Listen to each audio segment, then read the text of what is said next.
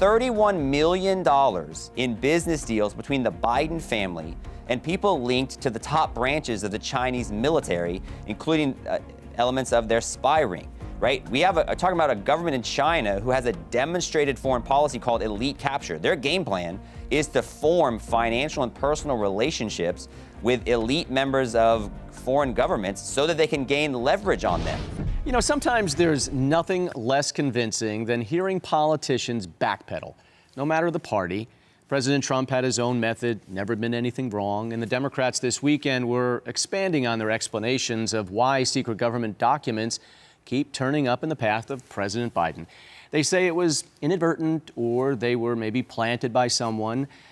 And new today, Republicans are now asking for the logs of who actually went in and out of the Biden's Delaware home and his Washington office the past 2 years as well, and details on which aides conducted the document searches and when.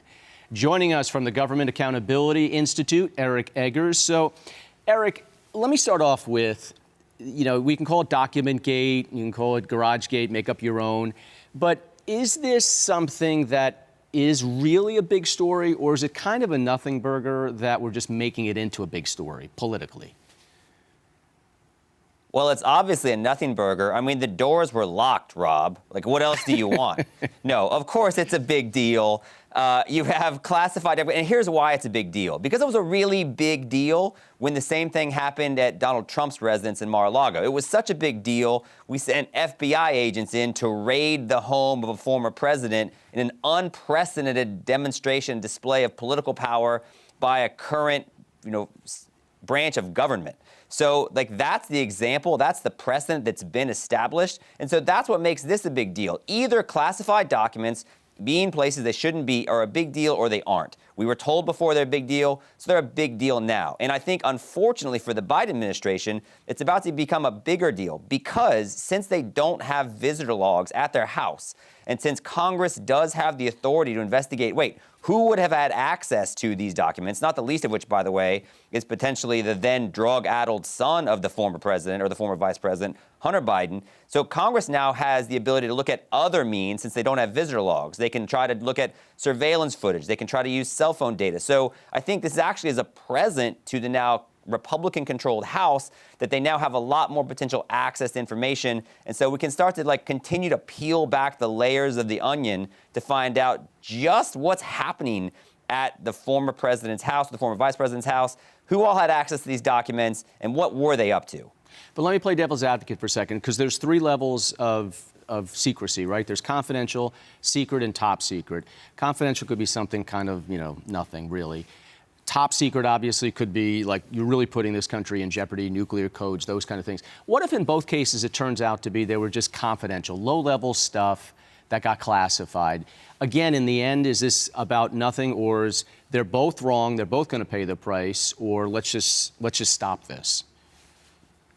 Yeah, I think I'm less concerned that United States secrets have been revealed to people that shouldn't have access to them. But I'm more concerned with what we're now learning, what was happening in the Biden house. And this has been the problem from the get-go, right? This has been the problem since we learned that the then son of the vice president, Hunter Biden, was doing business in Ukraine while Joe Biden was the point person for Obama administration policy in Ukraine. It's been the problem since we learned that Hunter Biden entered into an unprecedented joint venture account worth up to $1.5 billion with essentially the Chinese government while his father was vice president, a deal, by the way, he struck after he traveled with his vice president father to China on official state business. It's this commingling of Hunter's personal and private affairs with U.S. government policy. His father, Joe, is obviously now president, and we continue to be soft on China. So you have the commingling of Hunter's business affairs with now, I think we have evidence to suggest Joe's personal finances may be involved. You've got the documents that were discovered at the Biden Center, which, by the way, after Joe Biden leaves office, they receives up to $22 million in anonymous donations from Chinese sources. So because we have questions about what foreign sources are funding certain things, I think it's fair to say, well, wait, what exactly was happening? And are we playing by a second standard of rules here? And I think we just have a lot more. To me, it's a big deal because it gives us legitimate authority to start asking questions that we've been asking for almost a decade. So, you know, the old adage, follow the money. How about follow the renminbi, which is the currency of China? That, as you mentioned, with the Penn Biden Center, how are the Republicans in the House, or how will this come to light where all that money went? I mean, what can they do to the University of Pennsylvania? I guess they could subpoena them, right, to follow the money? Yeah, they absolutely could do that. By the way, your effortless knowledge of foreign currencies is what makes you elite, Rob. I just want to point that out on television. No, but I think it's like, so wait, why is there anonymous money going here? I mean, how is that okay? And remember, because it's not like this is a one-off. We're talking about the Bidens. We're talking about, as we've demonstrated in the research that we've done at the Government Accountability Institute, $31 million in business deals between the Biden family and people linked to the top branches of the Chinese military, including elements of their spy ring, right? We have talking about a government in China who has a demonstrated foreign policy called elite capture. Their game plan is to form financial and personal relationships with elite members of foreign governments so that they can gain leverage on them. And so I think it's fair to question, say, wait a minute, is this something they were doing with Joe Biden? We know about the personal deals they have with Hunter. Was this something they were doing to curry favor with the then former vice president and potentially future, and obviously now we know he became president? So, right, I think we want to start asking a lot more questions, and I think, thank goodness, that we have people in the House of Representatives that have said, hey, this is something we're going to start asking like really hard questions about. Right? Let's not forget, China continues to pose an active threat to this country's well-being, right? We still haven't done investigations or hearings on what the origins of COVID are. I think you're going to have a guest that discusses the fentanyl crisis and the active threat it poses to the well-being of members of this country. There's strong evidence to suggest that most of the fentanyl that comes into this country via the Mexican border comes from China. So it's not like we don't have hard questions to ask about China, and the fact that we aren't asking those questions in the Biden administration, and we've got donations going to places that benefit him and his family, you know, I think it's worth further inquiry for sure.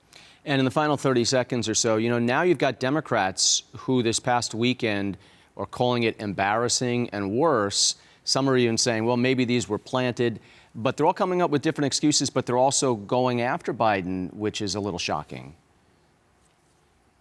Well, I think that, you know, it's primary season. I think that potentially he's demonstrating weakness. And the fact that they're going after Joe suggests that maybe there is a there. Let's go back to your original question. Does this matter? Well, the fact that Democrats are reacting in ways that I think suggest that, no, this does seem like a big deal. If Democrats are saying it's a big deal, maybe we should believe them, right? And so I think that if we have now evidence in one of the documents that Hunter Biden's potentially paying his father up to $50,000 a month in rent, you know, you've got people giving Hunter Biden money. We've had questions about how was the wealth transfer from Hunter to Joe. Maybe this document is the tip of the iceberg that starts to tell a very troubling and I think indicting picture of the Biden family finances with Joe at the center of it.